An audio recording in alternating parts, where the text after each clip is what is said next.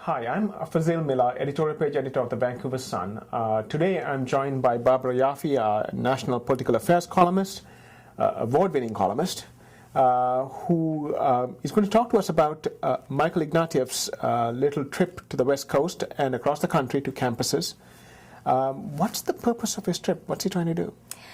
Well, he says he's trying to tap into the views of young people because they're the future, and you know, he needs some policy ideas. One of the major problems that the Liberal Party has had is that they've had nothing to put in the window, and nobody really, they feel that nobody knows what they stand for. But what are all their policy committees doing in the Liberal Party? I mean, they're the governing party of Canada. They're pretty much held power for more than 70% of the time of this country's existence.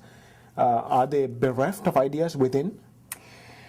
No, they have to consolidate their opinions. You know, the truth is that what this campus tour is all about, going to the right across Canada to 11 campuses, is to get publicity for the party. Right. Let's face it, positive publicity, because Lord knows they've gotten a lot of negative publicity in the past year.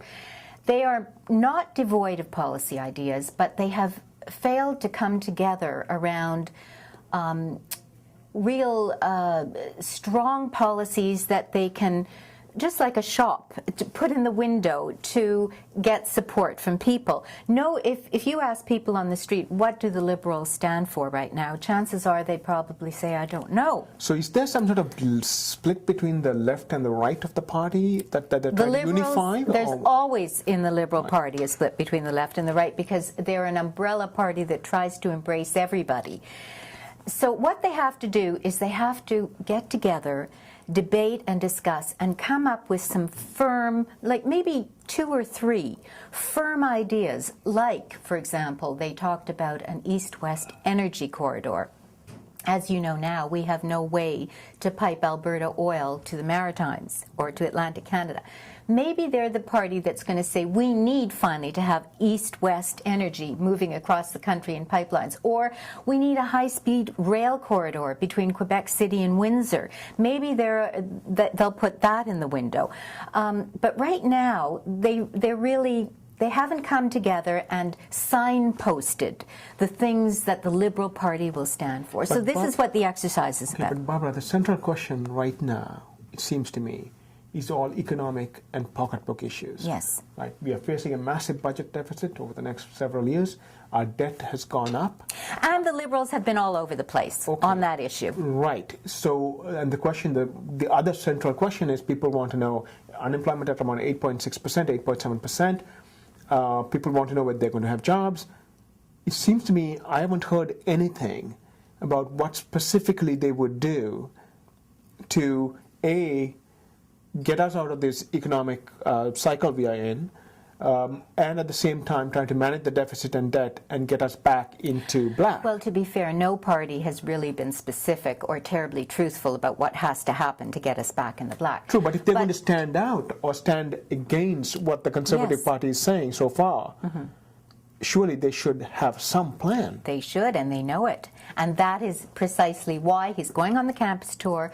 The Liberals are having a big caucus session in Ottawa, January 19th, 20th. The party presidents are getting together in Windsor in early February.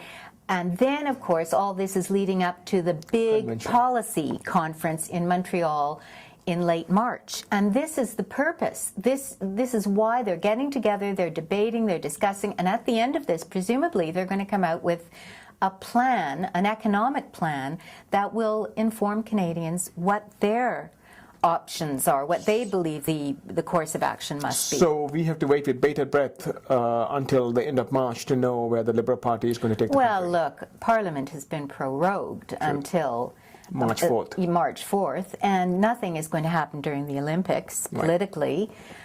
So I think it's a safe bet that they're having the conference late in March. Do you think Ignatieff himself can overcome all the negatives which are on his side of the ledger beyond the policy question? That's a big question that even he cannot answer. We have to remember that Michael Ignatieffs became leader without the benefit of a high-profile policy, a high-profile leadership convention. So, and ever since then, he's just stumbled, and you know, he made the gross error last fall, threatening an election. The polls have shown that the Liberals, I mean, they went down to 25%. Now they're a poll this week says they're at 30%, but they still have a lot of work to do in repairing his image. And he's been on a learning curve. Let's face it, it's difficult to go into a leader's job, especially an opposition leader's job. That's a thankless job. And suddenly know how to behave and how to appeal to people. So he's had a year to learn, and he's now surrounded himself. Since last November, he fired his team and he got a whole new leader's office staff of experienced Chrétien-era employees. Right. And they're helping him. And this tour he's on now is a learning thing, and he's trying to get out there and be more appealing. So it remains to be seen. Now, I should tell you, the Liberal Party is having its biennial convention in June of 2011. So he has a year and a bit to shape up, or at that convention, for all we know, there may be plans to ship out Michael Ignatieffs. That's right. So he has a window of opportunity here, and he's trying to do his best. Thank you very much. You're welcome.